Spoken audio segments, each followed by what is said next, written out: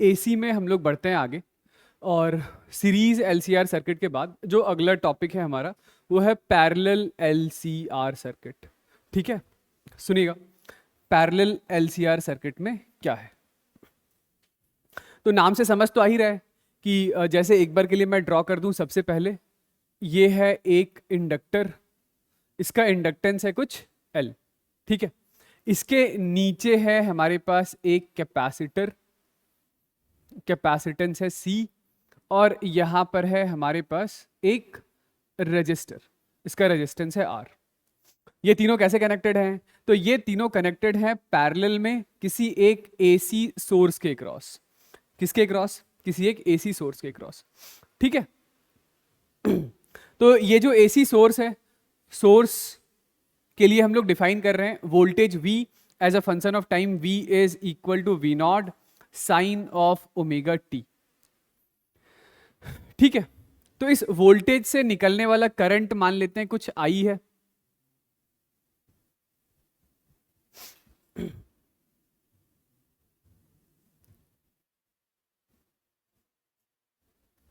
हाँ, मैं क्या कह रहा था कि सोर्स से आने वाला करंट कुछ I है, I इस सोर्स से आने वाला करंट है कुछ I। तो लेट से इधर कुछ करंट चला गया, इधर जाने वाले करंट का नाम हम लोग रख देते हैं IR, करंट अक्रॉस रजिस्टर। इधर जाने वाले करंट का नाम है IC, और इधर जाने वाले करंट का नाम है IL। ठीक है, ओके, तो एक बात तो तय है क्या, कि ये current through resistor plus current through capacitor plus current through inductor is equal to total current I। यही हमारे पास टोटल करंट I के बराबर होगा। ठीक है ना, करना क्या है हमें, तो हमें यही करंट का एक्सप्रेशन चाहिए, मतलब ये करंट I या फिर IR या IC या IL का। ठीक है, तो फिर से एक बार के लिए हम लोग डिफरेंशियल या इंटीग्रल कैलकुलस यूज करने नहीं जा रहे हैं, फिर से फेजर का ही कॉन्सेप्ट यूज करेंगे। ठीक है, तो सीरीज एलसीआर सर्किट में जो फेजर हम लोग ड्रॉ कर रहे थे उसमें एक कॉमन चीज क्या थी, तो कॉमन चीज करंट था। करंट मतलब करंट L, C और R सबके क्रॉस एक जैसा था, तो हम लोगों ने करंट को बेस मान के फेजर ड्रॉ किया था। यहां पर अभी कहानी थोड़ी सी उल्टी है, सबके क्रॉस करंट तो सेम नहीं है, लेकिन सबके क्रॉस वोल्टेज सेम है। सबके क्रॉस क्या चीज सेम है? वोल्टेज सेम है। तो अब जो फेजर हम लोग ड्रॉ करेंगे वो वोल्टेज को बेस मानकर करेंगे कि सबके अक्रॉस वोल्टेज सेम है। तो एक बार के लिए मैं ऐसा बोलूं कि इस लाइन के अलोंग हम लोग बोल देते हैं कि ये हमारा वोल्टेज V है, मतलब ये जो सोर्स का voltage V is equal to V naught sine omega t है, यानी कि इस एरो की लेंथ V नॉट के बराबर है, और इस लाइन के अलोंग जो फेज है, इस लाइन के अलोंग फेज ओमेगा टी, इस लाइन के अलोंग फेज ओमेगा टी है। ये जस्ट मैं आपको समझाने के लिए बोल रहा हूं, इसको ड्रॉ करके लिखने की कोई जरूरत नहीं है। ओके तो जिधर वोल्टेज है, जिधर वोल्टेज है उसी दिशा में करंट अक्रॉस रजिस्टर है। ये तो हमें पता है ही सही कि करंट अक्रॉस रजिस्टर तो इसी दिशा में होगा। ठीक है, करंट अक्रॉस कैपेसिटर कहां होगा? तो कैपेसिटर के अक्रॉस जो करंट है वो लीडिंग होता है, और करंट अक्रॉस कैपेसिटर वोल्टेज से 90 डिग्री फेज एंगल आगे चल रहा होता है। तो कैपेसिटर के अक्रॉस का करंट मैंने कहां दिखा दिया? ऊपर दिखा दिया। ये वाली बात सही है। इंडक्टर का करंट कहां होगा? तो आप बोलेंगे इंडक्टर का करंट नीचे की तरफ दिखा दो, तो ये करंट अक्रॉस इंडक्टर हो गया। आई बात समझ? ठीक है ना, सिंपल, कोई दिक्कत वाली बात नहीं। ये करंट अक्रॉस रजिस्टर होगा कितना? तो current across resistor is equal to V by R, मतलब करंट की जैसे आपको RMS वैल्यू लिखनी है तो V RMS divided by resistance R। Current का मैक्सिमम वैल्यू लिखना है तो V not by resistance R। ठीक है, सिमिलरली करंट IC क्या लिखेंगे? तो V डिवाइडेड बाई XC। और करंट अक्रॉस इंडक्टर क्या लिखेंगे? तो current across inductor is V divided by XL। Okay, ठीक, तो इस चीज को देख करके फिर से वही बात समझ में आ रही है कि अगेन इसके भी क्या होंगे? तीन अलग अलग केसेस होंगे, लेकिन यहां पे वो तीनों केस उतना डिटेल में करने की जरूरत नहीं है, मैं एक ही करूंगा, उसी से आपको सारी बात समझ में आ जाएगी। ठीक है, जैसे मैं एक बार के लिए मान लूं क्या, कि यदि करंट अक्रॉस कैपेसिटर ज्यादा बड़ा हो करंट अक्रॉस इंडक्टर से, तो इन दोनों चीजों का रिजल्टेंट कहां आएगा? तो आप बोलेंगे इन दोनों चीजों का रिजल्टेंट आएगा ऊपर की तरफ, यानी ऊपर की तरफ होगा हमारे पास IC minus times of IL। ठीक है, और करंट अक्रॉस रजिस्टर कहाँ है? तो करंट अक्रॉस रजिस्टर यहां पर है। इन दोनों चीजों का रिजल्टेंट कहाँ आएगा? तो इन दोनों चीजों का रिजल्टेंट ये यहां आएगा। This is your I net, this is your I net. और वोल्टेज कहाँ था? तो आप बोलेंगे वोल्टेज तो स्टार्टिंग से इसी दिशा में, इसी दिशा में ये वोल्टेज, ठीक है। तो यदि करंट अक्रॉस कैपेसिटर ज्यादा बड़ा है तो कहानी ऐसी है कि करंट हमारा लीडिंग हो चुका है और वोल्टेज हमारा लैगिंग हो चुका है, ठीक है। IC माइनस IL कहाँ है? ऊपर है, और IR इधर है, तो रिजल्टेंट इधर की तरफ नेट करंट है। समझ गए? कोई दिक्कत वाली बात? तो ये जो नेट करंट है वो नेट करंट कितना है? तो this net current is under root of current across resistor का square plus IC minus IL का स्क्वायर, ठीक है। अब ये IC माइनस IL कितना है? तो IC minus IL is V 1/XC minus 1/XL है, और IR कितना है? तो IR is equal to V/R। Okay, तो यहां पे यदि करंट का आपको एक्सप्रेशन लिखना है, current as a function of time, तो current I is equal to I naught into sine of omega t plus phi होगा, क्योंकि ये जो सोर्स का वोल्टेज था वो V is equal to V naught sine of omega t था। Voltage इधर है, करंट आगे है, करंट कितना आगे है? फाई एंगल आगे है, तो करंट का एक्सप्रेशन ये है I is equal to I naught sine of omega t plus phi. समझ गए? चलिए, कोई दिक्कत वाली बात नहीं ना? ठीक है, सिंपल। अब जरा ये सुनिएगा, ये सुनिएगा कि ये जो नेट करंट हम लोगों ने लिखा है, ये जो नेट करंट हम लोगों ने लिखा है, तो थोड़ा सा मैं इस नेट करंट के बारे में बात कर रहा हूं फिर से, कि I net is equal to under root of current across resistor का स्क्वायर, यानी कि V/R का square plus V 1/XC minus 1/XL इस पूरे का स्क्वायर, ठीक है। ये नेट करंट है।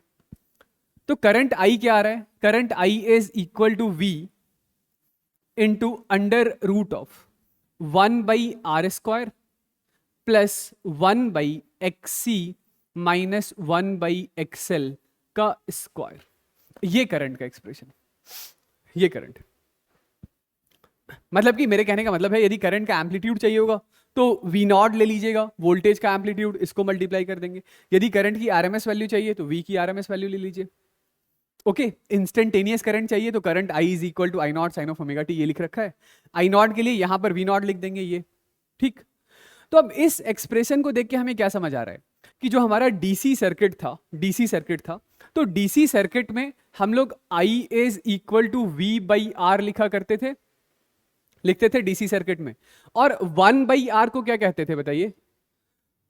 R इज रेजिस्टेंस, तो reciprocal of resistance is conductance, तो 1/R को चाहे तो G लिख सकते हैं। वैसा ही हमें यहां पर कुछ दिखाई दे रहा है, current I is equal to V into something, V into something.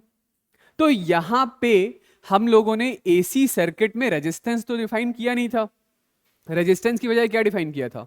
Impedance. और यहां पे हमें कुछ दिखाई दे रहा है जो इंपिडेंस का रेसिप्रोकल है। ये क्या है? ये इंपिडेंस का रेसिप्रोकल है। तो इसे हम लोग कह सकते हैं, मतलब I is equal to V into something है ना, जैसे I is equal to V into G लिखा था, G इज कंडक्टेंस, वैसे ही I is equal to V into something. तो ये जो समथिंग है इसे मैं एक बार के लिए Y से डिनोट कर रहा हूं। This is under root of 1/R square plus 1/XC minus 1/XL का whole square. This is equal to 1/Z। ये Z का रेसिप्रोकल है और इसका नाम है एडमिटेंस। इसे क्या कहते हैं? एडमिटेंस कहते हैं, एडमिटेंस, ठीक है। Which is reciprocal of impedance, which is reciprocal of impedance. समझ गए? तो I इज इक्वल टू क्या है? I is equal to V times of Y है, Y। यानी मैं फिर से लिखता हूं कि यदि आपको I RMS चाहिए तो I RMS is V RMS into Y, या करंट एम्पलीट्यूड चाहिए तो V नॉट इंटू Y, ठीक है। तो admittance is simply reciprocal of impedance, ठीक है, रेसिप्रोकल ऑफ इम्पिडेंस। समझ गए? हाँ, तो अब इतना आ गया तो फिर आप कोई सा भी जो करंट का एक्सप्रेशन है as a function of time express कर सकते हैं ना। जो करंट आपके पास है ये आई नॉट हो गया, I naught is equal to V naught into Y. चलिए ये ओमेगा लिख लीजिए, ओमेगा लिख लीजिए। तो ओमेगा क्या होगा बताइए, सॉरी ओमेगा कह रहा हूं, आई एम सॉरी, फाई की वैल्यू बताइएगा। तो टेन फाई कितना हो जाएगा? तो ये जो टेन फाई है, टेन फाई मैं इधर लिख रहा हूं, tan phi is equal to this perpendicular upon this base. तो perpendicular is 1/xc minus 1/xl to the 1/r। ये टेन फाई, ये टेन फाई, ठीक है। चलिए, तो मैं ये कह रहा था कि current as a function of time जो हम लोगों ने लिखा है, मैं इस चीज को कंप्लीट करता हूं कि ये जो करंट है, current I is equal to I not.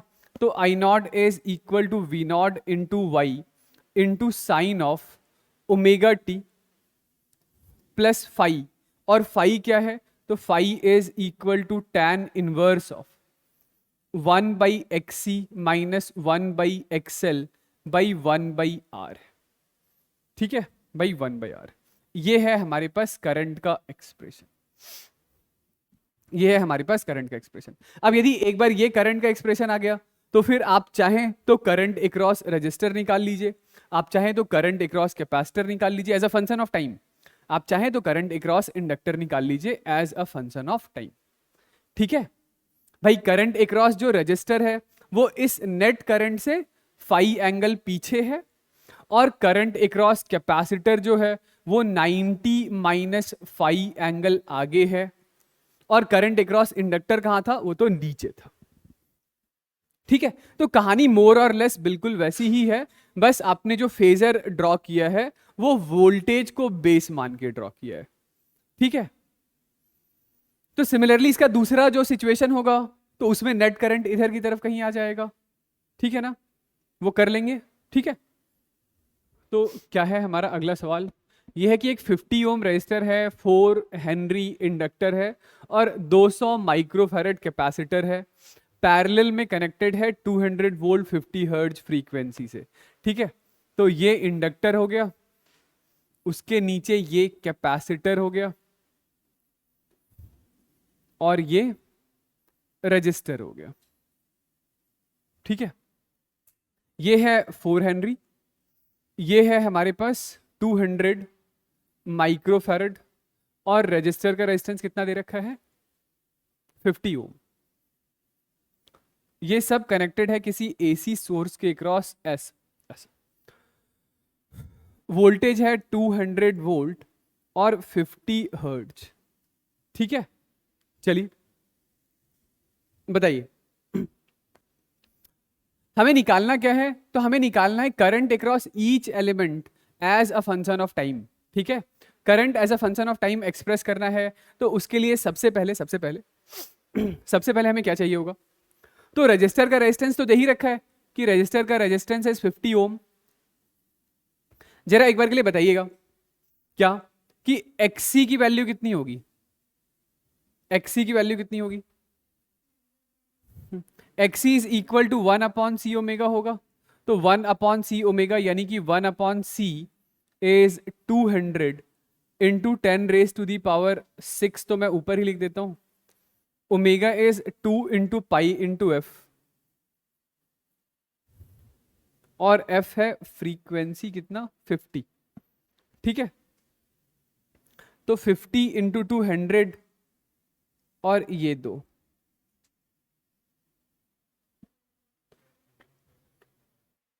यानी ये तो आ रहा है 50/पाई, 50/पाई। ठीक है, एक काम कीजिए, कैपेसिटर थोड़ा सा चेंज कर दीजिएगा, 200/पाई कर दीजिए, 200/पाई कर दीजिए। ठीक है, थोड़ा सा वैल्यूज चेंज कर लेते हैं ताकि आसान आंसर आ जाए। तो ये 200/पाई होगा, तो पाई से पाई कैंसिल आउट हो जाएगा, ये आ जाएगा 50। ठीक है, एक्सएल कितना होगा? XL is equal to omega into L, यानी 2 pi F into 4, 2 pi 50 into 4, इसको भी एक काम कीजिए 4 बाई पाई कर दीजिए ताकि ये पाई से पाई कैंसिल आउट हो जाए। तो ये आ रहा है 400। ठीक है, बताइए एडमिटेंस कितना आ रहा है। तो चलिए हम लोग निकाल लेते हैं admittance. Admittance is under root of 1 upon resistance था 50 का square plus 1 upon XL minus XC, यानी 1 अपॉन 400 माइनस 1 अपॉन 50 का स्क्वायर। चलिए इसको मैं ही लिखता हूं, ये 1 अपॉन 50 का स्क्वायर प्लस ये होगा कितना 400, 1 माइनस क्या 8 हो जाएगा ना, हाँ, तो इसका स्क्वायर। तो this is equal to under root of 1 upon 2500, 7 का स्क्वायर 49 प्लस ये तो 400 का स्क्वायर हो जाएगा, 400 इंटू 400। ठीक है, तो कितना आ रहा है ये सॉल्व करके 0.0265। ठीक है, 0.0265। ठीक है, चलिए वैसे ये वैल्यूज मैंने ऐसे अपने मन से ले लिया था, इसीलिए थोड़ा सा ऐसा उटपटांग सा आ रहा है। मतलब आपके पास पेपर में भी ऐसा सवाल आता है तो वैल्यूज ऐसी सेट करके दी जाती है कि जिससे ये कैलकुलेशन थोड़ा सा इजीली हो जाए। ओके ये आ गया यदि हमारे पास। तो बताइए कि सर्किट में फ्लो होने वाला जो आरएमएस करंट होगा, आई आरएमएस, या चलिए करंट एम्पलीट्यूड निकालिए, I naught is equal to V naught into हम लोगों ने क्या लिखा है वाई, है ना। तो मैक्सिमम वैल्यू ऑफ वोल्टेज कितना है 200 root 2 into Y, Y is 0.0265। ये ठीक है, ओके है ना। ये फेजर में हम लोगों ने क्या सीखा कि यदि इस डायरेक्शन में हमारे पास वोल्टेज है तो करंट अक्रॉस रजिस्टर इधर है, करंट अक्रॉस कैपेसिटर इधर है और करंट अक्रॉस इंडक्टर इधर है। तो हमें यही तीनों as a function of time लिखना है, करंट भी as a function of time लिखना है। तो करंट अक्रॉस कैपेसिटर क्या है, current across capacitor IC is equal to V upon XC है ना। हाँ ये बताइएगा ये कितना है, तो ये वोल्टेज है 200 और एक्सी की वैल्यू कितनी थी, एक्सी हमारे पास था 50, तो दिस इज 4 और I L is equal to V upon XL है, तो वी है हमारे पास 200 और एक्सएल कितना है, एक्सएल तो 400 था, यानी ये तो 1/2.5 है। ठीक है, तो वही आईसी हमारा ज्यादा बड़ा है, आईसी यदि हमारा ज्यादा बड़ा, ये सर्किट इरेज कर दूं ना, तो ये रिजल्टेंट हमारे पास ऊपर की तरफ था आईसी माइनस आई एल, ये करंट आई अक्रॉस रजिस्टर, तो नेट करंट कहाँ है, इधर है, ये आई नेट, और जो हमारा वोल्टेज था ये वोल्टेज इधर। ठीक है, ये एंगल है फाई, ये एंगल क्या है फाई। तो बताइएगा जरा ये tan फाई कितना हो जाएगा, तो tan phi is equal to I C minus I L by I R है। तो अब तो हमारे पास बकायदा सबकी वैल्यू, दिस इज 4 माइनस 0.5 यानी कि 3.5, और आई आर कितना था, तो I R is equal to V by R है, वी है हमारे पास 200 और रेजिस्टेंस हम लोगों ने कितना लिया था 54, तो दिस इज 3.5/4। ठीक है, 3.5/4, ये ठीक है। तो लिखिए करंट, ये जो नेट करंट है इसका एक्सप्रेशन लिखते हैं हम लोग as a function of time, current I is equal to I naught, और आई नॉट से मेरे कहने का मतलब है मैक्सिमम करंट जो यहां निकाल रखा है, तो मैक्सिमम करंट है हमारे पास 200√2 इंटू एडमिटेंस, एडमिटेंस था 0.0265 इंटू ये वोल्टेज से करंट आगे चल रहा है, कितना आगे चल रहा है फाई एंगल, तो this is sine of omega, omega हो गया हमारे पास 100 pi t plus phi, phi is equal to tan inverse of 3.5/4। ये लीजिए, ये हमारे पास किसका एक्सप्रेशन है? तो ये करंट का, current as a function of time, current as a function of time, ठीक है। सिमिलरली हमें तो तीनों के अक्रॉस का करंट चाहिए as a function of time. तो यदि आपको करंट अक्रॉस रजिस्टर लिखना है as a function of time, current across resistor लिखना है as a function of time, तो करंट अक्रॉस रजिस्टर उसी दिशा में है जिस दिशा में वोल्टेज है, जिस डायरेक्शन में वोल्टेज है। तो मैक्सिमम करंट कितना होगा बताइए? ये तो आरएमएस वैल्यू लिखा था हम लोगों ने, तो आरएमएस को मल्टीप्लाई कर देते हैं √2 से into sine of omega T. Omega कितना है? तो 100 पाई टी, ठीक है। ये तो वोल्टेज वाले फेज में ही है, वोल्टेज का फेज कितना था? Omega T, okay. Current across capacitor क्या होगा? तो करंट अक्रॉस कैपेसिटर के लिए ये करंट अक्रॉस कैपेसिटर की आरएमएस वैल्यू है, इसको मल्टीप्लाई कीजिए √2 से into sine of 100 pi t plus pi by 2, क्योंकि जो कैपेसिटर के अक्रॉस का करंट है वो वोल्टेज के फेज से 90 डिग्री आगे, तो plus pi by 2। Last is current across inductor. तो करंट अक्रॉस इंडक्टर कितना है? आरएमएस वैल्यू है 0.5, तो this is 0.5 into √2 into sine of 100 pi T minus pi by 2, minus pi by 2, ठीक है। तो इस तरीके से हर एलिमेंट के अक्रॉस हम लोगों ने करंट लिख लिया है, समझ गए?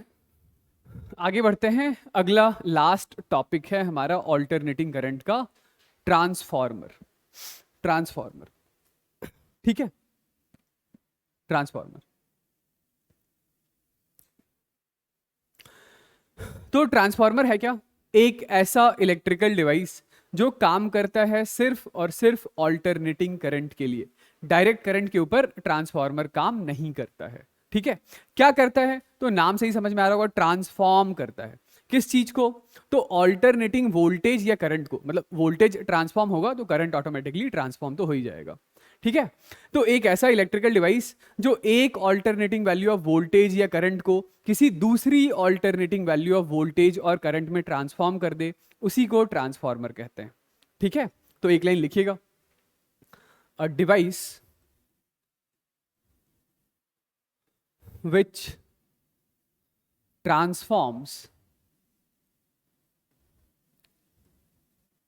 one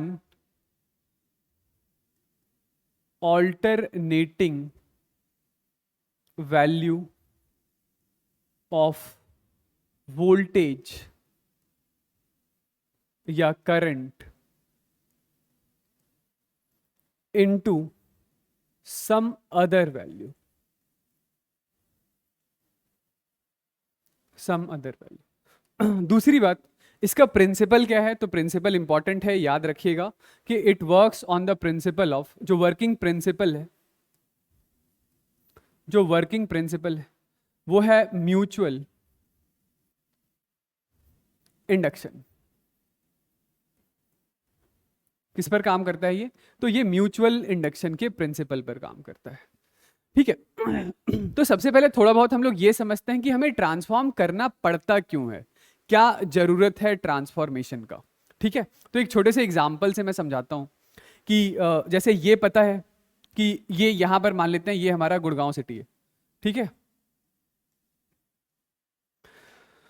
तो गुड़गांव सिटी को मिलने वाला जो पावर है, पावर वो ऑब्वियसली किसी पावर स्टेशन से ही आ रहा होगा, है ना। तो मान लेते हैं ये हमारा पावर स्टेशन है जहां से गुड़गांव सिटी को पावर मिलता है, ठीक है। तो ये पावर स्टेशन जनरली सिटी के थोड़े आउटस्कर्ट में ही होते हैं, मतलब बाहर ही होता है, 100, 150, 200 किलोमीटर ऐसा डिस्टेंस होता है, ठीक है। तो ये जो पावर स्टेशन है, ये पावर स्टेशन अपना इलेक्ट्रिकल एनर्जी क्रिएट कर रहा है, पावर बना रहा है। तो मान लीजिए पावर स्टेशन किसी एक पर्टिकुलर वोल्टेज पर कुछ पावर जनरेट कर रहा है। मान लेते हैं एक बार के लिए कि पावर स्टेशन ने जो पावर जनरेट किया है वो 500 वोल्ट का है, 500 वोल्ट पर वो इलेक्ट्रिकल एनर्जी जनरेट कर रहा है, ठीक है, ओके। तो अब ये जो ट्रांसमिशन है, ये जो रास्ता है, ये रास्ता कुछ भी हो सकता है, मतलब जनरली हंड्रेड्स में ही होता है, किलोमीटर की वैल्यू जो है वो काफी बड़ी है। तो ये ट्रांसमिशन चैनल में यूज किया जाने वाला जो वायर है, इस वायर का अपना कुछ रेजिस्टेंस होगा। रेजिस्टेंस आपको पता है, resistance is equal to rho L by A होता है। तो लेंथ मेरे कहने का मतलब है काफी ज्यादा बड़ा है, ठीक है। और रेजिस्टेंस आप कितना कम कर सकते हैं, तो रेजिस्टेंस कम करने के लिए क्या करेंगे, क्रॉस सेक्शनल एरिया बढ़ाएंगे। तो वो भी एक सर्टेन एक्सटेंट तक ही बढ़ा सकते हैं ना, क्योंकि क्रॉस सेक्शनल एरिया बढ़ाएंगे तो मास बढ़ेगा। ठीक है, तो उसकी भी एक लिमिट है जहां तक कि आप रेजिस्टेंस कम कर सकते हैं। मैं कहना ये चाह रहा हूं कि इस ट्रांसमिशन में वायर के पास अपना कुछ रेजिस्टेंस है।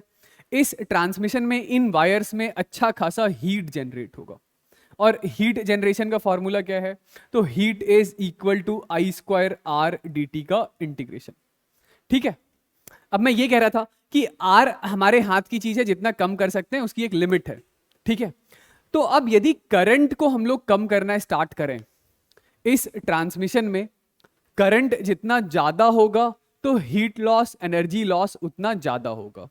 ठीक है, तो यदि इस वायर में फ्लो होने वाले करंट की वैल्यू को हम लोग छोटा करें तो क्या होगा, हीट लॉस भी मिनिमम होगा। ठीक है, तो इसकी वजह से हम लोग करते क्या है कि आपने ये ऐसे वायर्स देखे भी होंगे, हाई टेंशन वायर्स, जैसे वो खेत वगैरह के ऊपर लगा होता है, जैसे आईफिल टावर जैसा होता है ना छोटा छोटा, उसके ऊपर जो वायर्स होते हैं जो ह्यूमन इंटरफेरेंस से ऊपर होते हैं। ठीक है, तो वो हाई टेंशन वायर्स होते हैं, और उसमें जो वोल्टेज होता है वो वोल्टेज काफी हाई होता है। मतलब आपने देखा भी होगा, कॉशन 40,000 वोल्ट, 50,000 वोल्ट ऐसा उसके ऊपर मार्क्ड होता है। तो किया क्या है कि 500 वोल्ट पर हम लोगों ने प्रोड्यूस किया, 500 वोल्ट पर प्रोड्यूस करके इसको कन्वर्ट कर दिया लेट से 50,000 वोल्ट में, 50,000 वोल्ट में।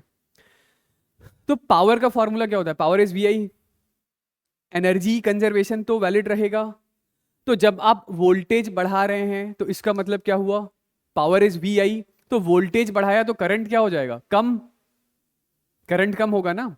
तो as a result of which इस वायर में फ्लो होने वाला जो करंट होता है, ये करंट बहुत ही ज्यादा छोटा होता है। ठीक है, क्योंकि जैसा मैंने बताया रेजिस्टेंस को तो एक सर्टेन एक्सटेंट तक ही मिनिमाइज कर सकते हैं। तो एनर्जी लॉस मिनिमाइज करने के लिए हम लोग क्या कर रहे हैं, करंट बहुत ज्यादा छोटा कर रहे हैं। करंट जितना छोटा, एनर्जी लॉस उतना मिनिमम। ठीक है, अब ये 50,000 वोल्ट है, करंट के डायरेक्शन में वोल्टेज कम होता है, करंट के डायरेक्शन में वोल्टेज डिक्रीज होता है। लेट से कि यहां पर हमारे पास वोल्टेज है 40,000, 40,000 वोल्ट। तो घरों में 40,000 तो नहीं दे सकते हैं, 40,000 पे तो हमारे सारे अप्लायंसेस ही उड़ जाएंगे। घरों में कितना आता है, 220।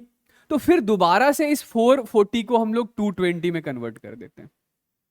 फिर से 440 को एक ट्रांसफार्मर यहां पे भी यूज करेंगे सिटी के बाहर या घरों के बाहर, और 440 को फिर 220 में कन्वर्ट कर देंगे। तो ये ट्रांसफार्मर का one of the prime application है, जिसकी हेल्प से आपने वोल्टेज करंट को ट्रांसफॉर्म किया और एनर्जी लॉसेस मिनिमाइज कर दिया। इसके अलावा दूसरे एप्लीकेशंस भी हैं। ठीक है, मतलब प्राइमरली हमारे पास जो एप्लीकेशन है वो यही है कि अपने हिसाब से जो भी डिवाइस आप यूज करना चाह रहे हैं उसकी वोल्टेज के हिसाब से, यदि वोल्टेज रिक्वायरमेंट उस डिवाइस के ऑपरेशन के लिए हायर साइड का है तो हम लोग वोल्टेज बढ़ा लेंगे, और यदि उस डिवाइस के ऑपरेशन के लिए वोल्टेज छोटा चाहिए तो हम लोग वोल्टेज घटा लेंगे। ठीक है, ये कौन करके देता है हमें, ये ट्रांसफार्मर करके देता है। ठीक है, चलिए वर्किंग कैसे काम करता है ट्रांसफार्मर, इसके बारे में सुनिएगा। तो ऐसा है कि ये है हमारे पास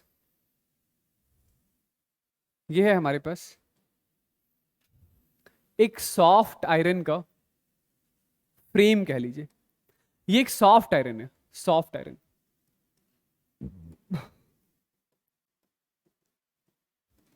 this is soft iron core. ठीक है, इसका नाम कोर होता है। तो इस सॉफ्ट आयरन के ऊपर हम लोग क्या कर रहे हैं, तो ये सॉफ्ट आयरन के ऊपर कुछ इस तरीके से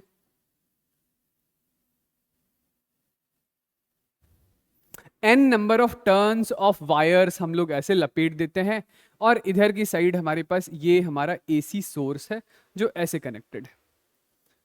ठीक है, ये जो साइड है इसी को हम लोग प्राइमरी साइड बोलते हैं। This is our primary coil. इसी से हम लोग इनपुट दे रहे हैं, इनपुट। ठीक है, ये जो प्राइमरी साइड है इसमें कुछ नंबर ऑफ टर्न्स है। मैं एक बार के लिए इस नंबर ऑफ टर्न्स को NP बोल रहा हूं, किसी भी तरीके से ऐसे लपेटा हुआ है। ठीक है, इसका कुछ रेजिस्टेंस होगा, उस रेजिस्टेंस को मैं आरपी बोल रहा हूं, ठीक है, ओके। और ऐसा सा ही वाइंडिंग हमारे पास फिर दूसरी साइड भी है कुछ, ये दूसरी साइड भी है, और इधर की साइड हमारे पास लोड कनेक्टेड है, लोड, ओके, इधर की साइड लोड लगा दिया। तो देखिए होता क्या है कि ये तो एक एसी सोर्स है, एसी सोर्स है, तो यहां से फ्लो होने वाला जो करंट है वो करंट लेट से किसी इंस्टेंट पर ऐसा है, तो ये जो ऐसा करंट है, ये करंट ऐसे कॉइल में जैसे ही फ्लो होगा, तो कॉइल में फ्लो होने की वजह से यहां मैग्नेटिक फील्ड क्रिएट होगा। और ये मैग्नेटिक फील्ड कहां है, कहां क्रिएट हो रहा है, तो किसी सॉफ्ट आयरन यानी किसी फेरो मैग्नेटिक सब्सटेंस के ऊपर, कहां, किसी फेरो मैग्नेटिक सब्सटेंस के ऊपर ये मैग्नेटिक फील्ड लाइन क्रिएट हो रहा है। फेरोमैग्नेटिक बॉडीज याद तो है ना, तो फेरोमैग्नेटिक बॉडीज के अंदर जैसे ही ऐसी मैग्नेटिक फील्ड आई, तो इस मैग्नेटिक फील्ड के आने की वजह से क्या होगा, तो उसके जो डोमेन्स हैं, उसके जो डाइपोल्स हैं वो अलाइन होने लगेंगे, है ना। और आपको फेरोमैग्नेटिक बॉडी के बारे में ये पता होगा कि यहां मैग्नेटिक फील्ड, जैसे ये मैग्नेटिक फील्ड यहां बहुत अच्छे तरीके से मतलब गाइड किया जा सकता है, ये मैग्नेटिक फील्ड इस एक्सटर्नल मैग्नेटिक फील्ड के इन्फ्लुएंस में जो इसके डोमेन्स हैं ये अच्छे तरीके से मैग्नेटाइज या डीमैग्नेटाइज होते हैं। As a result of which जब एक्सटर्नल मैग्नेटिक फील्ड ऐसी है तो इसके सारे डाइपोल्स ऐसे अलाइन हो गए, और यही मैग्नेटिक फील्ड इस फेरो मैग्नेटिक सब्सटेंस के थ्रू चलता हुआ इस दूसरी कॉइल में ऐसी मैग्नेटिक फील्ड लाइंस जनरेट कर देगा, इस दूसरे कॉइल में ऐसी मैग्नेटिक फील्ड लाइंस जनरेट कर देगा। समझ रहे हैं? तो ये जो दूसरा कॉइल है, इस दूसरे कॉइल का नाम है सेकेंडरी कॉइल। इसका नाम क्या है? सेकेंडरी कॉइल, ठीक है। सेकेंडरी कॉइल के अक्रॉस हमारा लोड लगा हुआ है, इधर से ही हमें आउटपुट रिसीव होता है, इसके भी कुछ नंबर ऑफ टर्न्स हैं, इसके नंबर ऑफ टर्न्स को मैं नंबर ऑफ टर्न सेकेंडरी बोल रहा हूं, इसके रेजिस्टेंस को रेजिस्टेंस सेकेंडरी बोल रहा हूं, ठीक है। तो क्या हुआ, ये वाली बात समझ में आ गई कि यहां पे करंट फ्लो हुआ, as a result of which यहां से मैग्नेटिक फील्ड लाइन प्रोड्यूस हुई, यही मैग्नेटिक फील्ड लाइन इस फेरोमैग्नेटिक बॉडी के थ्रू चलते हुए सेकेंडरी कॉइल से लिंक हो गई। इतनी बात सही है। अब प्राइमरी कॉइल को आपने किससे जोड़ रखा है? एसी सोर्स से। एसी सोर्स में फ्लो होने वाला करंट कैसा है? तो मैग्नीट्यूड में भी कंटिन्यूअसली चेंजिंग और डायरेक्शन में भी पीरियोडिकली चेंजिंग। तो इसका मतलब यह हुआ कि एक बार मैग्नेटिक फील्ड लाइन जो इस दिशा में प्रोड्यूस हुआ है वो कांस्टेंट नहीं है, मैग्नेटिक फील्ड लाइन इधर बढ़ेगा घटेगा, और फिर उसके बाद क्या होगा, तो उसके बाद फिर यही मैग्नेटिक फील्ड लाइन इस कॉइल के थ्रू इस डायरेक्शन में प्रोड्यूस हो जाएगी, ऐसे ऐसे। तो फिर magnetic field line secondary coil में ऐसे लिंक होगी, यानी प्राइमरी कॉइल से प्रोड्यूस होने वाली जो मैग्नेटिक फील्ड लाइन है जो इस फेरोमैग्नेटिक बॉडी के थ्रू चलते हुए सेकेंडरी कॉइल से लिंक हो रही है, ये कांस्टेंट नहीं है, ये एक चेंजिंग मैग्नेटिक फील्ड लाइन है। और वही changing magnetic field line secondary coil से लिंक होगा, यानी सेकेंडरी कॉइल से लिंक्ड मैग्नेटिक फ्लक्स बदलेगा। सेकेंडरी कॉइल से लिंक्ड मैग्नेटिक फ्लक्स बदलेगा तो सेकेंडरी कॉइल में भी ईएमएफ आएगा। सेकेंडरी कॉइल में भी क्या आएगा? ईएमएफ आएगा। इसीलिए स्टार्टिंग में ही मैंने क्या बोल दिया कि ये जो हमारा ट्रांसफार्मर है ये डायरेक्ट करंट पर काम नहीं करेगा, क्योंकि डीसी में तो current constant, magnetic field constant, तो दूसरे कॉइल से फ्लक्स कांस्टेंट, दूसरे कॉइल से फ्लक्स कांस्टेंट, तो दूसरे कॉइल में तो ईएमएफ आएगा ही नहीं। आई बात समझ? ठीक है, चलिए अब सुनिएगा, यदि वर्किंग आपको समझ आ गया है तो जैसे यहां पे मैं एक पॉइंट ले लूं x, यहां पे एक पॉइंट ले लूं y, तो जो आपके सोर्स का वोल्टेज होगा, सोर्स का जो वोल्टेज होगा, ये ईएमएफ प्राइमरी लिख देता हूं, वही वोल्टेज एक्स वाई के क्रॉस होगा, ठीक है। तो जो ईएमएफ इन प्राइमरी है, प्राइमरी साइड जो सोर्स का वोल्टेज है, that is same as voltage across X Y. और वोल्टेज अक्रॉस एक्स वाई क्या लिख सकते हैं आप? अकॉर्डिंग टू लेंज लॉ या Faraday's law, voltage across X Y is equal to D phi by D T into number of turns of primary. लिख सकते हैं माइनस, ठीक है। सिमिलरली ये यहां पर कोई दूसरा पॉइंट ले लूं ए और बी, तो ए बी के अक्रॉस जो वोल्टेज होगा वही लोड के अक्रॉस वोल्टेज होगा, तो उसको हम लोग ईएमएफ सेकेंडरी बोल देते हैं। और ईएमएफ सेकेंडरी क्या लिखेंगे बताइएगा? तो EMF secondary is equal to minus times of D phi by D T into number of turns secondary, क्योंकि जो लोड के क्रॉस वोल्टेज है वही इस कॉइल के क्रॉस वोल्टेज है। यहां पर एक बात हम लोगों ने एज्यूम किया है, वो ये है कि ये जो मैग्नेटिक फील्ड लाइन है ना, वो मैग्नेटिक फील्ड लाइन इधर से लीक नहीं हुआ है, वो मैग्नेटिक फील्ड लाइन इधर से लीक नहीं हुआ है, मतलब सारी की सारी मैग्नेटिक फील्ड लाइन ऐसे गई है। और यही लीक ना हो, इसी के लिए हम लोगों ने सॉफ्ट आयरन लिया है, इसी के लिए हम लोगों ने सॉफ्ट फेरोमैग्नेटिक सब्सटेंस लिया है। मतलब जो फेरोमैग्नेटिक बॉडीज होती थी ये भी तो दो टाइप की होती थी, एक सॉफ्ट और दूसरी हार्ड। तो ये सॉफ्ट आयरन हम लोगों ने इसीलिए लिया है ताकि मैग्नेटिक फील्ड लाइंस मतलब थ्योरेटिकली लीक ना हो, प्रैक्टिकली तो थोड़ा बहुत तो लीकेज होगा ही सही। ठीक है, ये लॉसेस हम लोग अलग से देखेंगे।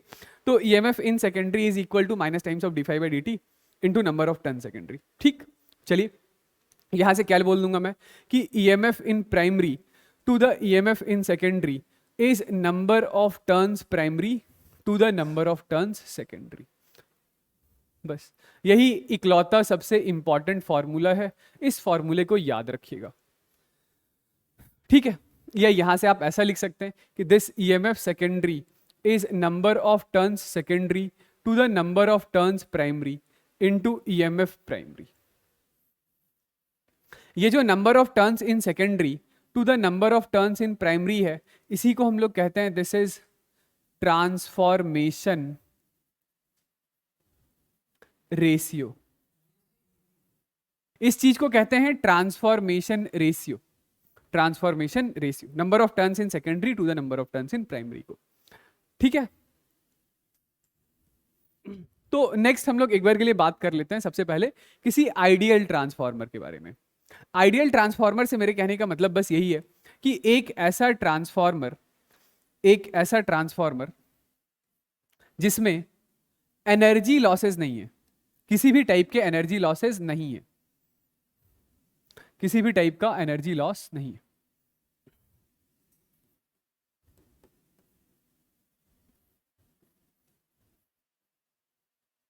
एक ऐसा ट्रांसफार्मर जिसमें किसी भी टाइप के एनर्जी लॉसेस ना हो, यानी कि कोई फ्लक्स लीकेज ना हो।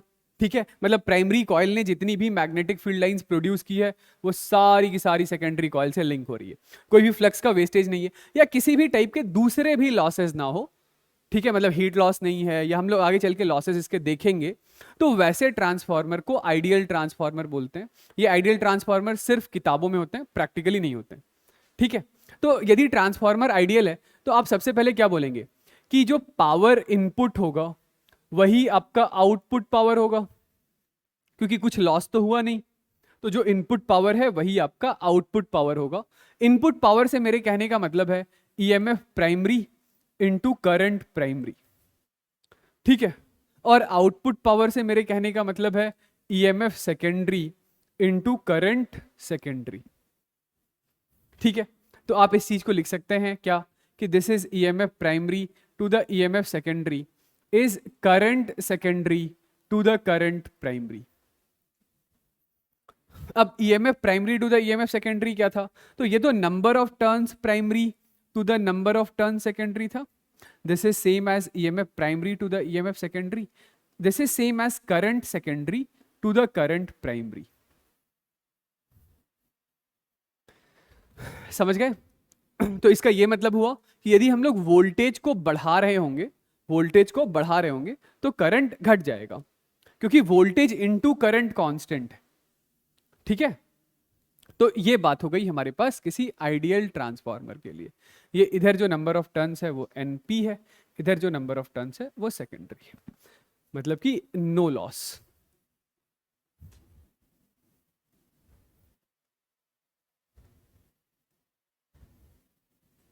ठीक है भाई, चलिए तो एक बार के लिए देखिएगा टाइप्स ऑफ ट्रांसफार्मर कितने टाइप के होते हैं। तो दो ही टाइप के होते हैं जो हम लोग अभी अपने एग्जाम्पल में डिस्कस कर रहे थे। एक है हमारे पास स्टेप अप ट्रांसफार्मर, और दूसरे टाइप का ट्रांसफार्मर होता है स्टेप डाउन।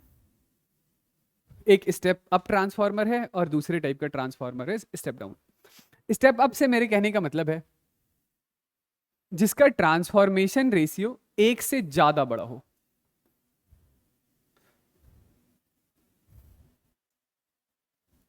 यानी ये जो प्राइमरी साइड है ये ऐसी है और सेकेंडरी साइड ऐसी है। मतलब प्राइमरी में number of turns NP, secondary में number of turns NS. Step up कहने का मतलब है,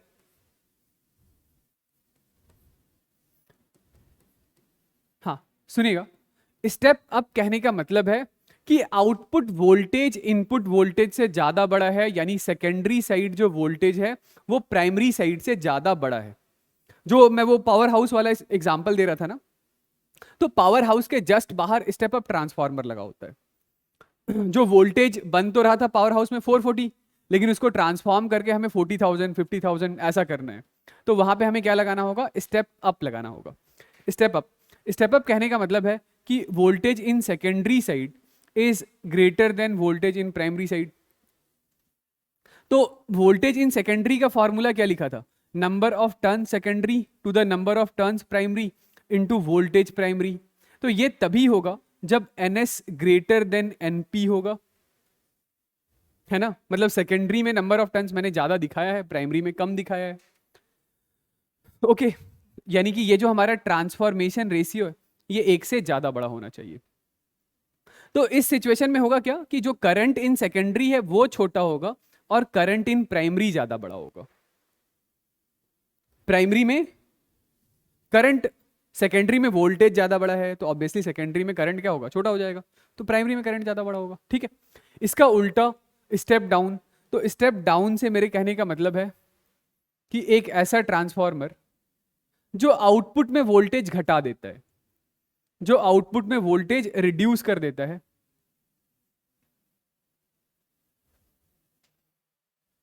हाँ बताइए, कोई डाउट है?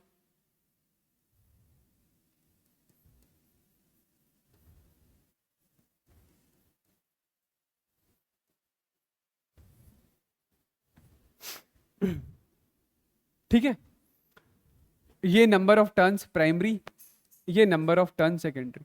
तो स्टेप डाउन कहने का मतलब है नंबर ऑफ टर्न्स प्राइमरी ज्यादा बड़ा होगा, नंबर ऑफ टर्न्स सेकेंडरी छोटा होगा। तो इसका मतलब ये हुआ कि ईएमएफ प्राइमरी ज्यादा बड़ा होगा और ईएमएफ सेकेंडरी कैसा होगा, छोटा होगा।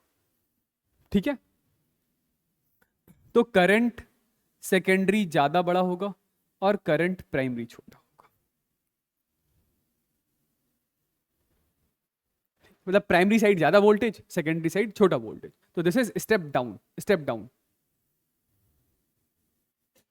तो यदि हम लोग आइडियल ट्रांसफार्मर के बारे में बात कर रहे हैं, तो आइडियल ट्रांसफार्मर में क्या है कि EMF primary into current primary is same as EMF secondary into current secondary. तो जहां वोल्टेज बढ़ेगा वहां करंट कम हो जाएगा, क्योंकि voltage into current is constant. ये वाली बात ठीक है। स्टेप अप वोल्टेज बढ़ गया, स्टेप डाउन वोल्टेज घट गया। ओके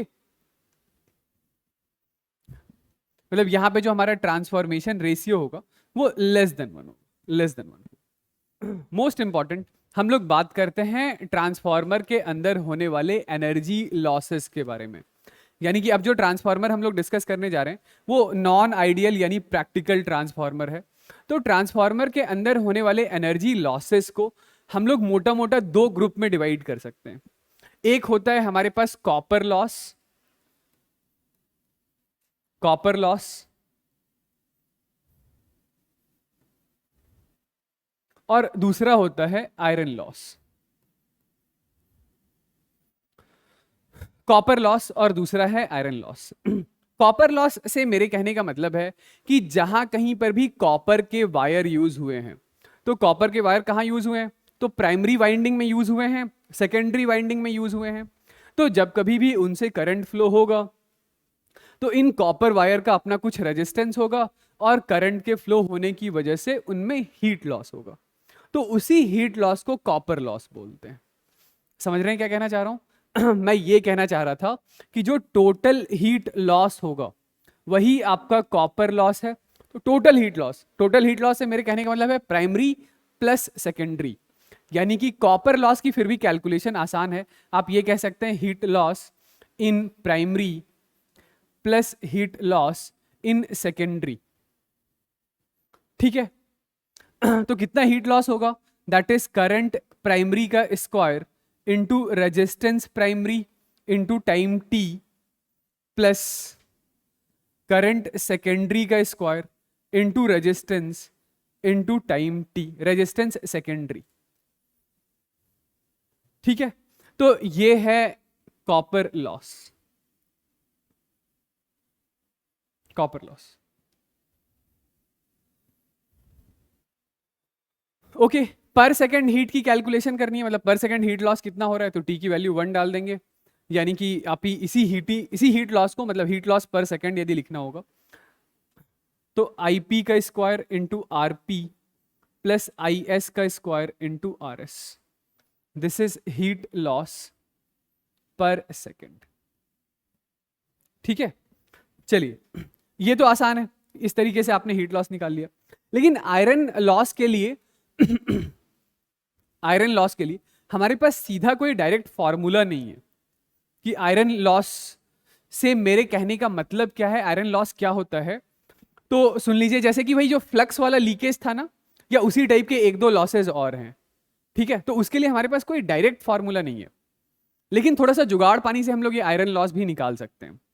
कैसे कि यदि मैं आपको एक बार के लिए ट्रांसफार्मर की एफिशिएंसी बता दूं, मतलब मैं ये बता दूं कि इनपुट पावर इतना है और आउटपुट पावर इतना है, तो आप टोटल एनर्जी लॉस निकाल लेंगे कि भाई इनपुट पावर है 1000 वाट, आउटपुट पावर है 800 वाट, तो टोटल एनर्जी लॉस इज 200 वाट। तो ये 200 वाट इन दोनों जगहों पे लॉस हुआ होगा, आयरन लॉस और कॉपर लॉस। अब ये हमें पता है, तो टोटल लॉस में से इस लॉस को माइनस कर दूंगा तो आयरन लॉस आ जाएगा। समझ रहे हैं मैं क्या कहना चाह रहा हूं? मतलब आप इस तरीके से, जुगाड़ वाले तरीके से आप ये लिख सकते हैं कि this iron loss is equal to जो भी इनपुट पावर है उसमें से आउटपुट पावर को माइनस कर दीजिए, तो ये आ गया आपके पास क्या, टोटल लॉस।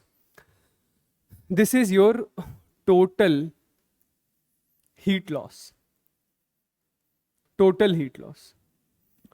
अब ये जो टोटल हीट लॉस है, इस टोटल हीट लॉस को दो पार्ट में ब्रेक कर लीजिए, this is copper loss plus iron loss. ठीक है, तो यहां से आप ये बोल सकते हैं कि जो आयरन की वजह से हीट लॉस है, ठीक है, आयरन लॉस जो है that is equal to total heat loss में से कॉपर वाले हीट लॉस को माइनस कर देंगे।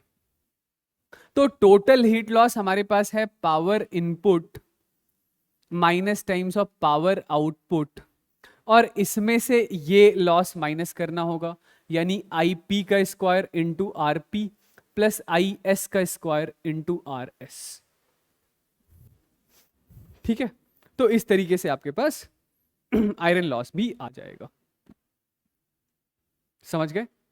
तो यदि यहां पे मैं एक फॉर्मूला और साथ साथ लिखते चलता हूं कि जो हम लोग बात कर रहे हैं वो नॉन आइडियल ट्रांसफार्मर के बारे में बात कर रहे हैं, तो नॉन आइडियल ट्रांसफार्मर के लिए आपको एफिशिएंसी बता दिया जाएगा। तो एफिशिएंसी किसी भी मशीन की, किसी भी सिस्टम की कैसे डिफाइन करते हैं, तो efficiency is output power to the input power into 100% के लिए, यानी कि this is equal to EMF secondary into current secondary to the EMF primary into current primary into 100%. This is efficiency. This is efficiency. Heat loss पर second बोलिए, power loss बोल दीजिए, एक ही चीज है। हीट लॉस पर सेकेंड बोलूं या पावर लॉस बोल देता, ठीक है। तो ये सुन लीजिए, ये जो आयरन लॉसेस हैं, ये आयरन लॉसेस प्राइमरली 3 टाइप के होते हैं, जिसमें पहला है फ्लक्स लीकेज। अब फ्लक्स लीकेज हम लोगों ने डिस्कस कर ही लिया, फिर से देख लीजिए। फ्लक्स लीकेज कहने का मतलब ये है कि प्रैक्टिकली आपका ये कितना भी अच्छा फेरोमैग्नेटिक सब्सटेंस क्यों ना हो, कितना भी अच्छा फेरोमैग्नेटिक सब्सटेंस क्यों ना हो, ये जो यहां से मैग्नेटिक फील्ड लाइन निकली है, तो ये मैग्नेटिक फील्ड लाइन कुछ ना कुछ तो बाहर जाएगी, थोड़ी बहुत तो मैग्नेटिक फील्ड लाइन बाहर जाएगी।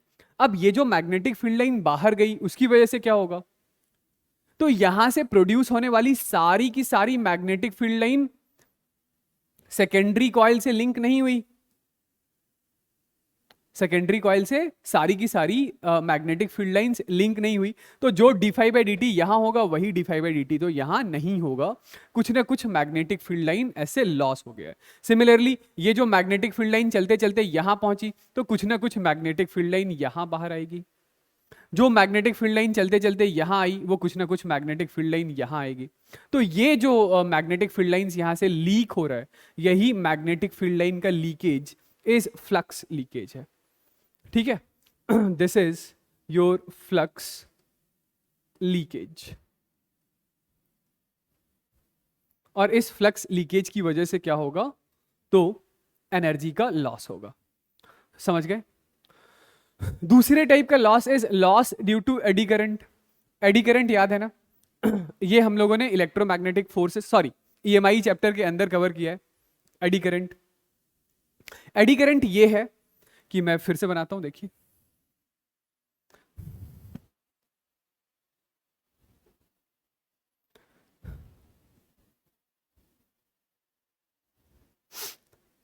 इस सेगमेंट के कंटिन्यूअसली मैग्नेटाइज और डीमैग्नेटाइज, मतलब यहां से जैसे मैग्नेटिक फील्ड लाइंस इस रीजन से कंटिन्यूअसली चेंज हो रही है, यहां से magnetic field lines continuously change हो रही है, तो यहां मैग्नेटिक फील्ड लाइन के कंटिन्यूअसली चेंज होने की वजह से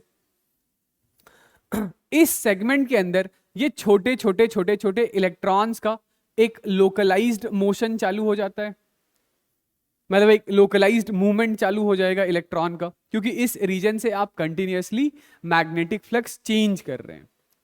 ठीक है, तो ये जो लोकलाइज्ड मोशन है इलेक्ट्रॉन का वो भी हीट लॉस है, क्योंकि इलेक्ट्रॉन भाग रहे हैं, मूव कर रहे हैं, तो करंट बना रहे हैं, करंट बना रहे हैं, तो ऑब्वियसली यहां पे भी कुछ ना कुछ तो हीट लॉस होगा ही सही।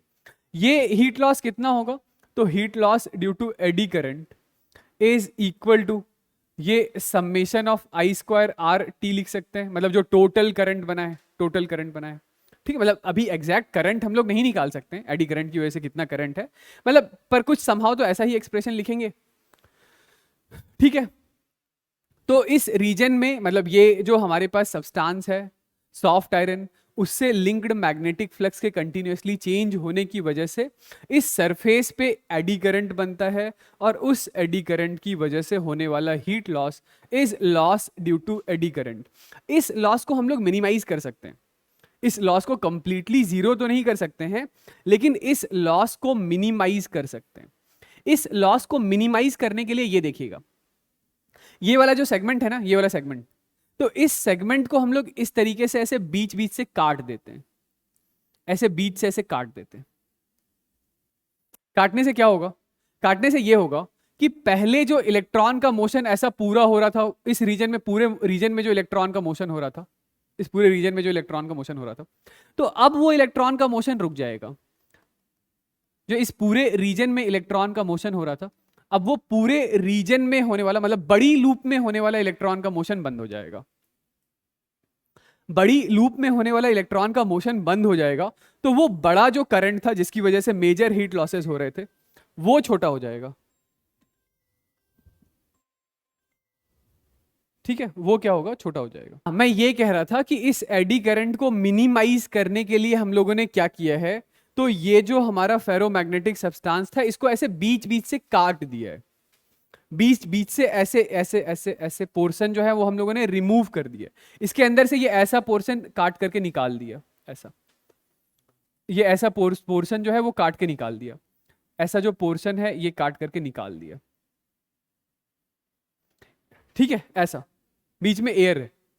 ठीक है, इसी काटने के प्रोसेस को कहते हैं हम लोगों ने इसे लैमिनेट कर दिया है, इसी को लैमिनेशन बोलते हैं, क्योंकि इस लैमिनेशन की वजह से जो बड़े लूप में बनने वाला एडी करंट था वो बंद हो जाएगा।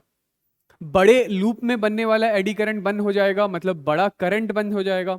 तो अब ऐसा नहीं कि एडी करंट बिल्कुल जीरो हो जाएगा, ये छोटी छोटी लूप में बनने वाले एडी करंट तो रहेंगे ही, तो छोटी लूप में बनने वाले एडी करंट रिलेटिवली कम होते हैं, तो उसकी वजह से हीट लॉस भी कम होगा। ठीक है, लास्ट तीसरे आखिरी टाइप का जो लॉस है वो है हमारा हिस्टेरेसिस लॉस। ठीक है, तो हिस्टेरेसिस आई होप याद होगा हिस्टेरेसिस, ये हम लोगों ने मैग्नेटिज्म एंड मैटर चैप्टर के अंदर किया था। तो हिस्टेरेसिस क्या है कि देखिए, जैसे आपने ऐसी एक्सटर्नल मैग्नेटिक फील्ड लगाई है, तो कोई जो मैग्नेटिक डाइपोल है, वो मैग्नेटिक डाइपोल अपने आप को ऐसा फिर फाइनली अलाइन कर लेता है।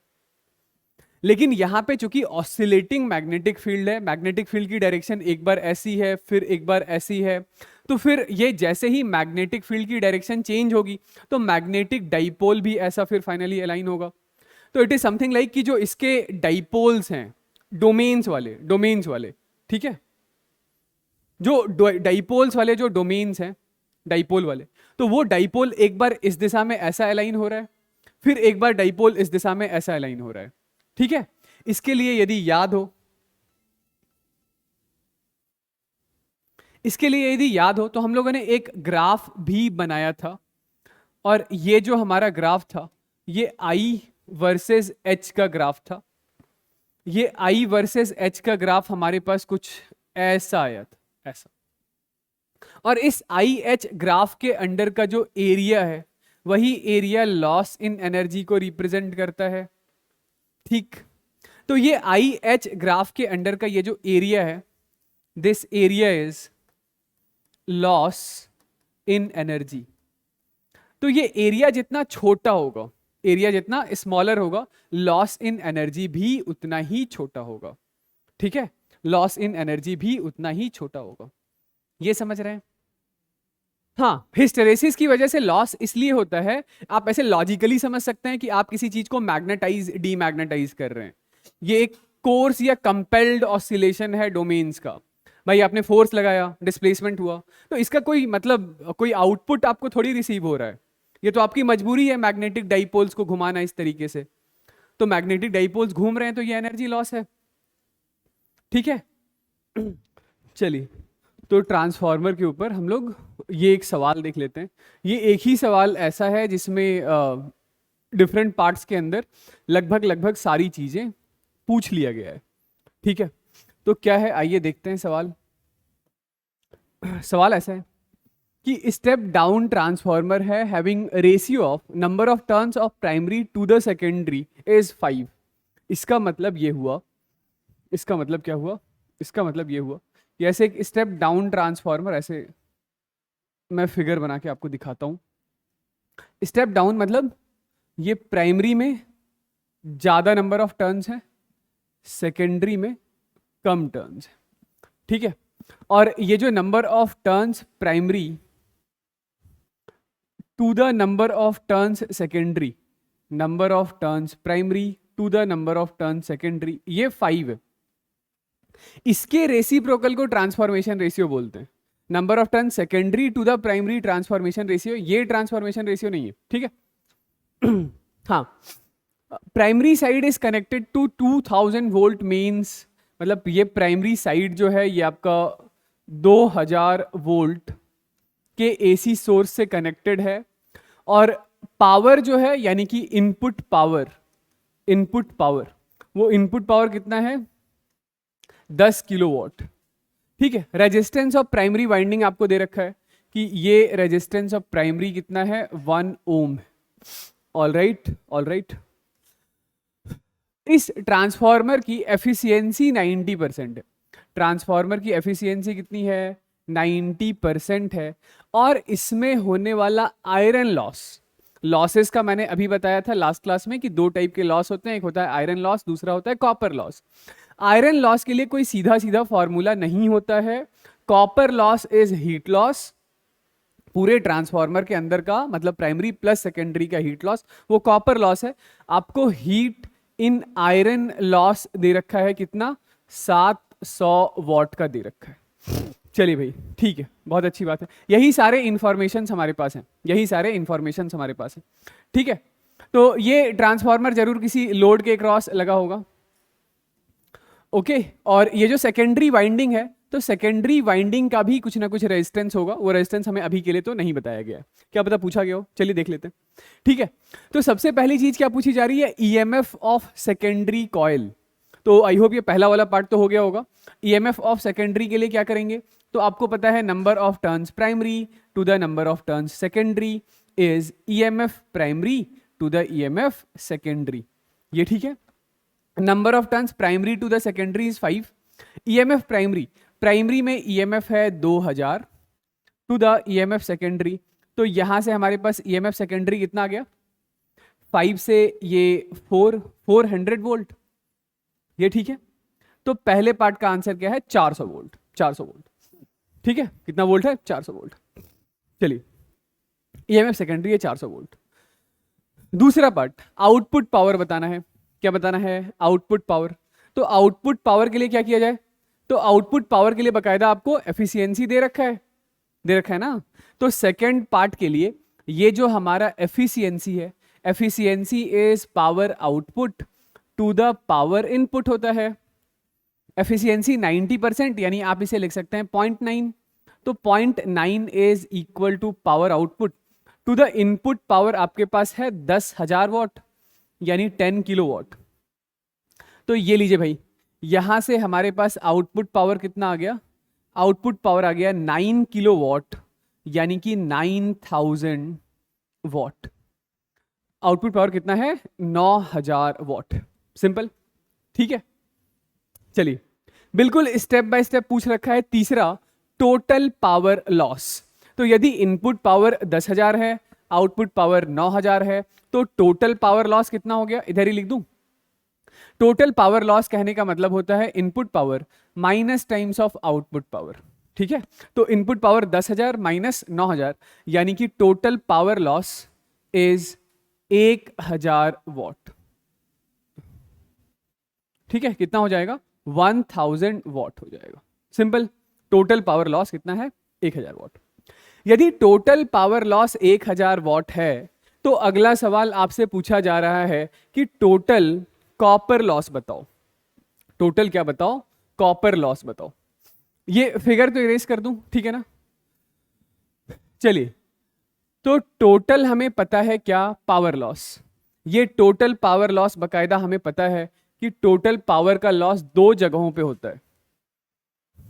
मैं फोर्थ पार्ट इधर सॉल्व कर रहा हूं कि टोटल पावर लॉस जो है वो power in copper plus power in iron, मतलब total power loss is copper loss plus iron loss. तो यदि टोटल पावर लॉस हमारे पास 1000 वॉट का है, ठीक है, और आयरन लॉस हमारे पास 700 वॉट का है, तो इसका मतलब क्या है कि कॉपर में होने वाले लॉसेस 1000 माइनस 700, यानी कि 300 वॉट का रहा होगा। कितने का रहा होगा, 300 वॉट का रहा होगा। समझ गए, कॉपर लॉस 300, आयरन लॉस 700, तो टोटल लॉस हमारे पास 1000। Input power 10,000, output power 9000, efficiency 90%। I hope यहां तक वाली बात सही है, ठीक है। चलिए, इसके आगे आपसे पूछा जा रहा है कि करंट इन प्राइमरी कॉइल बताइए। पहले तो प्राइमरी कॉइल में करंट बताइए, तो बता देंगे current in primary coil. Current in primary coil, इसको इरेज कर देता हूं। तो प्राइमरी कॉइल में करंट कैसे निकालें,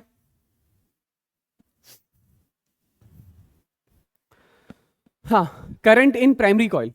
तो प्राइमरी कॉइल का वोल्टेज हमें पता है, या पावर लिख लीजिए, power in primary is equal to EMF primary into current primary, ठीक है। तो इनपुट में जो हमारे पास पावर था वो पावर था 10,000, that is equal to EMF primary. तो प्राइमरी सोर्स हमारे पास कनेक्टेड है कितने से, 2000 वॉट से ना, 2000 वोल्ट से, सॉरी, इनटू करंट प्राइमरी। तो प्राइमरी साइड कितनी करंट है, प्राइमरी साइड हमारे पास करंट है 5 एम्पियर का। प्राइमरी कॉइल में फ्लो होने वाला करंट कितना है, 5 एम्पियर, ठीक है।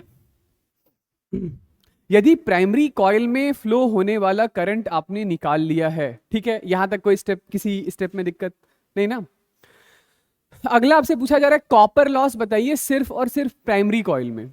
तो प्राइमरी कॉइल का रेजिस्टेंस आपको बकायदा पता है ही सही, है ना। प्राइमरी कॉइल में फ्लो होने वाला करंट आपको पता है ही सही। तो नेक्स्ट 6th पार्ट के लिए जो कॉपर लॉस है इन प्राइमरी कॉइल, यानी कि heat loss in copper in primary coil, तो उसके लिए क्या यूज कर लें, आंसर इज प्राइमरी करंट का स्क्वायर इनटू रेजिस्टेंस प्राइमरी, ठीक है। तो कितना आ गया ये हमारे पास, ये आ रहा है 5 का square 25 into 1, that is 25 what, 25 what, okay 25 what. चलिए 25 वॉट।